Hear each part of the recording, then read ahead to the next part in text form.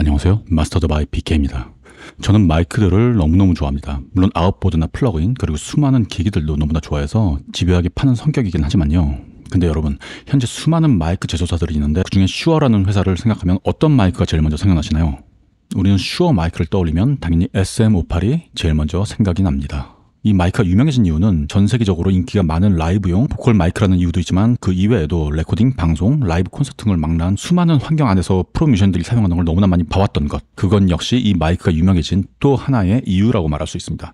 제가 지난번에 소개한 SM7DB 영상에서 말씀드렸지만 저는 개인적으로 유럽 3사와 함께 슈어라는 이 미국산 회사의 제품들을 너무나 사랑하고 리스펙합니다. 특히나 그런 거 있잖아요. 보통 사람들이 스튜디오에서 노이만 U87을 져줬는데 노래가 안 되면 좀 내가 노래가 안 되나? 뭐 그런 생각을 하는 것처럼 라이브에서 SM58을 쥐어줬는데 노래가 안 되면 내가 라이브가 안 되는 건가? 뭐 이런 생각을 하게 되는 그런 부분 뭔지 아시죠?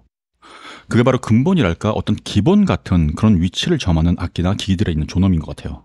그리고 이게 진짜 무서운 게 실제로도 같은 SM58로 노래를 하는데 우리가 아는 그 수많은 네임드 가수들은 SM58로 너무나 다른 소리를 내는 그런 상황을 우리는 아주 많이 목도하게 됩니다. 근데 여러분, 이거 1966년도에 만든 마이크예요.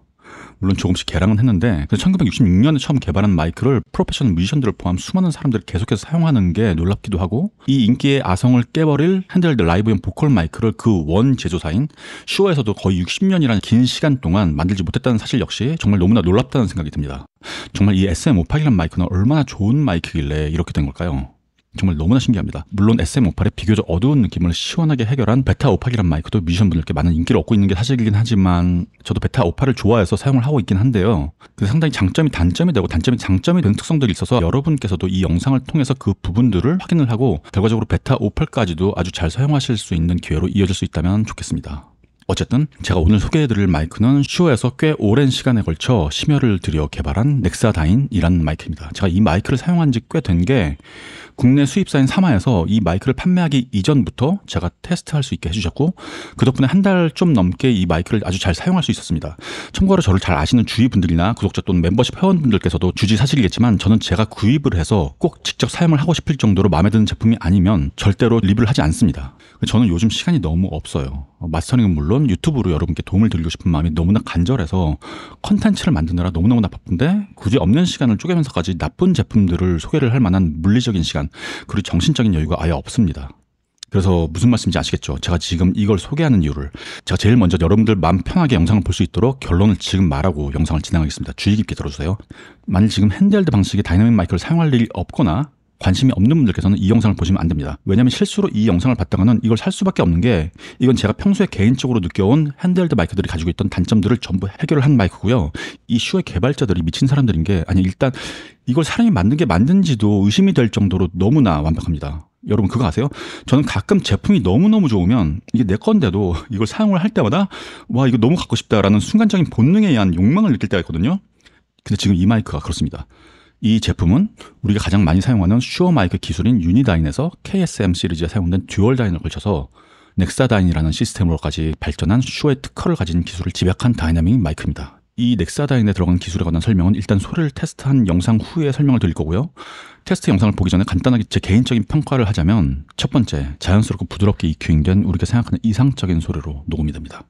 그리고 두 번째, 다이나믹 마이크 특유의 펀치와 콘덴서 마이크 같은 섬세함과 편안함 그리고 고급스러움이 있는 소리가 납니다.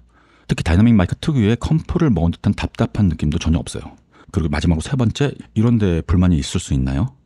그럼 테스트 영상으로 소리를 들어보실 텐데요. 이 테스트에는 우리들이 잘 알고 좋아하는 가수 정인님이 고맙게도 테스트를 참여해 주셨고요. 최신곡인 증인을 테스트곡으로 검증했습니다. 제가 원곡을 들으실 수 있게끔 우측 상단에 링크도 같이 넣어드릴게요. 많이 들어주세요. 참고로 이 테스트는 슈어사에서 가장 유명한 제품들인 SM58, 베타58A, KSM8과 함께 넥사다인 C와 넥사다인 S 제품들이 한두 소절씩 바뀌면서 재생이 될 거고요. 모든 마이크는 동일 제품인 마이크 프리와 오디오 인터페이스를 사용해서 동일한 음량 세팅으로 녹음된 소스를 정희님께는 좀 죄송하지만 극도로 비협조적인 아주 적은 양의 프로세싱을 한 상태로 재생이 될 예정이라 조금만 집중해서 들으신다면 각 모델의 특성과 컬러가 확연하게 비교가 되실 거라고 확신합니다. 그럼 일단 한번 들어보시죠.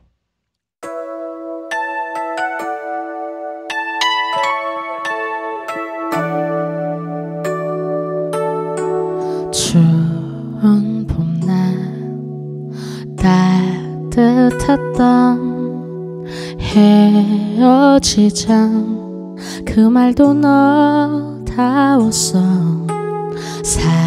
사랑한다 말할 때도 똑같은 말투. 어쩌면 그게 좋았어.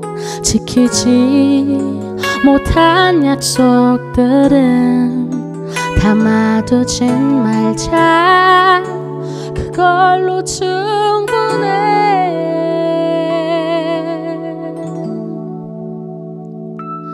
괜찮아 고마워. 네가 없었더라면 그 시절 우리가 증명이 될까. 가장 빛나는 날을 넌 기억하겠지. 널 사랑했던 모습 그대로.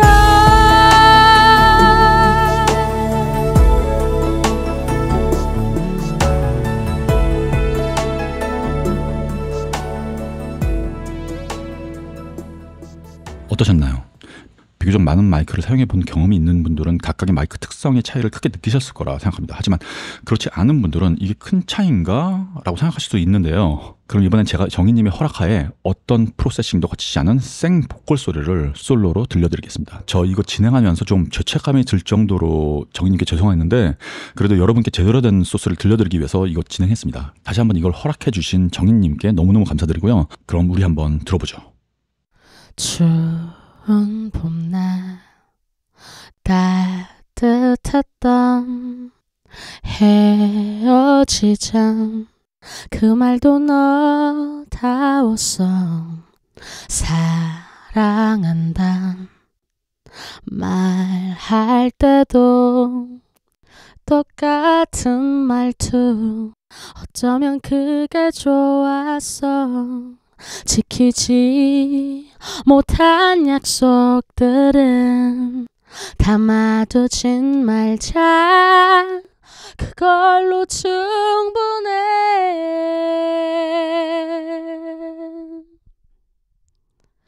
괜찮아 고마워.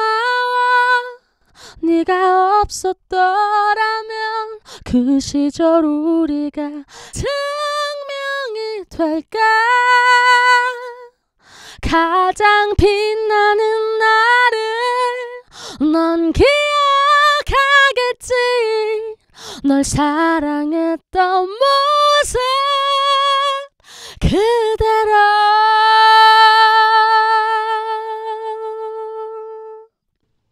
어떠셨나요? 하지만 일부의 분들은 아직도 이게 큰 차이인가? 후 버전으로 되지 않나? 라고 느끼실 수도 있을 것 같아서 제가 녹음이나 믹싱에 큰 도움이 될 수 있을 만한 정보를 잠깐 드리겠습니다. 자, 여러분, 제가 지금 티샷을 날려서 홀에 공을 넣으려 하거든요. 지금 300야드의 거리인데 홀을 향한 방향에서 각도가 2도만 벗어나면 어떻게 될까요? 거리가 300야드니까 당연히 공의 위치는 완전히 다른 곳에 떨어지게 됩니다. 제가 지금 왜 이런 말을 하는지 이해하시죠? 처음에 가진 원소스의 아주 작은 차이가 믹스 마스터링까지 가는 과정을 거치면 완전히 다른 결과물이 만들어질 수 있다는 현실을 말씀드리는 겁니다. 이게 무슨 말이냐면요. 자, 보세요. 나무가 있고 뿌리에서 첫 번째 가지가 갈라지는 위치에서 한 번만 다른 길로 각각 가게 되면 가지를 계속 거쳐서 이쪽은 이쪽 끝에 있는 나뭇잎이 될 수 있고 반대쪽은 이쪽 끝에 나뭇잎이 가는 완전히 다른 위치의 거리가 생길 수 있다는 말씀을 드리는 겁니다. 결과적으로 계속된 프로세싱에 의한 믹스 결과물에서 처음에 시작된 미묘한 소스의 차이가 완전히 다른 결과물로 나오게 되는 거예요. 그래서 애초에 보컬리스트가 가진 톤 차이가 가장 큰 차이를 만들어내는 거고요. 그리고 그 다음으로 마이크가 큰 차이를 만들고 마이크 프리컴프 컨버터 순으로 큰 차이가 만들어지게 되는 겁니다. 그래서 원소스가 정말 중요하다는 말씀 드리는 거고요. 그럼 이런 생각을 할 수도 있을 거예요. 제가 지금은 하고 있지 않지만 예전에 제가 레슨을 할 때 제 학생이 이런 질문을 했습니다. 저는 A라는 마이크의 화사함이 좋은데 제가 가진 B라는 마이크는 어두워서 혹시 EQ로 보정을 하면 비슷해지지 않을까요? 라고 제게 물어봤어요. 이거 말이 되죠? EQ잉을 하면 비슷해질 것 같잖아요. 여러분, EQ가 진짜 좋은 프로세서이긴 한데요. 한계가 있어요. EQ잉을 한다고 임재범 목소리가 아이유 목소리가 되는 건 아니잖아요. 근데 솔직히 저는 지금 SM58과 넥사다이는 목소리로 치면은 임재범님이랑 아이유님 목소리 정도로 마이크가 가진 자체의 캐릭터와 톤의 차이가 엄청 다르게 들립니다. 진짜 너무 달라요. 제가 그래서 이번엔 다시 한번 솔로로 아무것도 안 걸었던 정인님의 목소리를 처음에 들으셨던 극도로 비협조적인 프로세싱 EQ 컴프 리버브만 걸어서 솔로로 들려드릴게요. 한번 들어보세요. 참고로 모든 마이크에 걸린 EQ 컴프 리버브 세팅은 완전히 동일한 세팅으로 걸려있는 상태입니다. 그럼 한번 들어보시면서 동일한 프로세싱에 의해 각각의 마이크가 얼마나 다르게 소리가 나는지 한번 확인해 보겠습니다. 추운 봄날 따뜻했던 헤어지자 그 말도 너다웠어.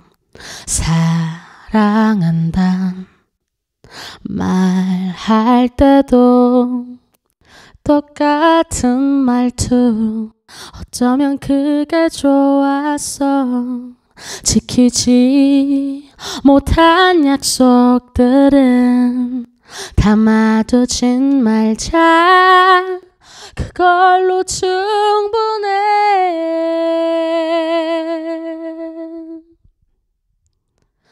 괜찮아다 고마워. 네가 없었더라면 그 시절 우리가 증명이 될까. 가장 빛나는 나를 넌 기억하겠지. 널 사랑했던 모습 그대로.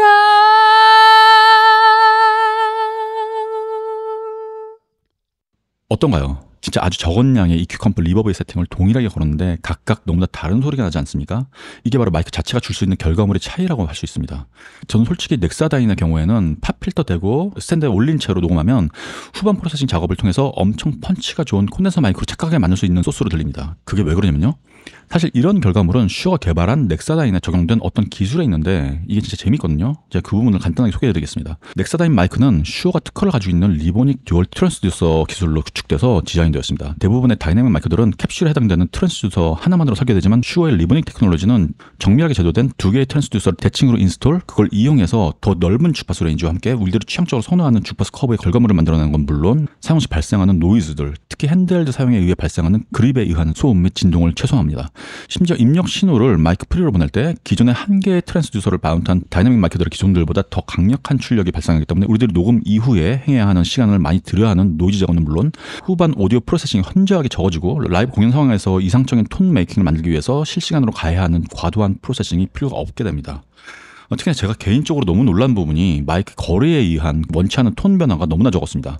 아마도 두 개의 트랜스듀서를 사용한 기술에 의한 놀라운 결과라고 생각하는데요. 심지어 지향각에 의한 입력 음원의 캔슬링을 이용해서 우리는 라이브 공연 시에 스피커에 의한 피드백이나 하울링을 방지하게 되는데 이 마이크는 마이크와 입의 거리 변화에 의한 톤 변화나 지향각 변화에 의한 톤 변화 역시 극력 낮아진 결과물로 들렸습니다.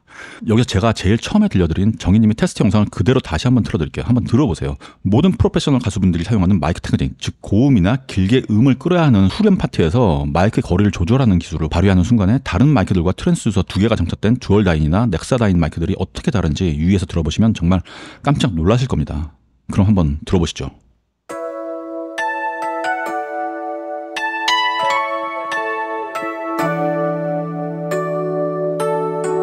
추운 봄날 따뜻했던 헤어지자 그 말도 너다웠어. 사랑한다 말할 때도 똑같은 말투. 어쩌면 그게 좋았어.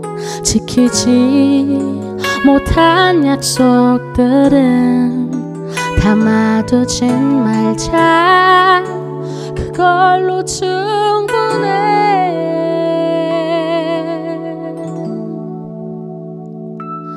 괜찮아다 고마워. 네가 없었더라면 그 시절 우리가 증명이 될까. 가장 빛나는 나를 넌 기억하겠지. 널 사랑했던 모습 그대로.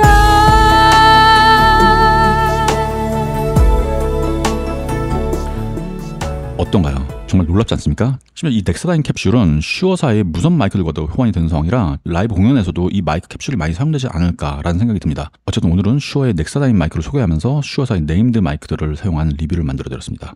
마지막으로 제가 오늘 사용한 마이크들에서 개인적으로 느끼는 장단점을 여러분께 알려드리면서 영상을 마치겠습니다. 여기까지 마스터더 바이 PK였습니다. 그럼 좋은 하루 되세요.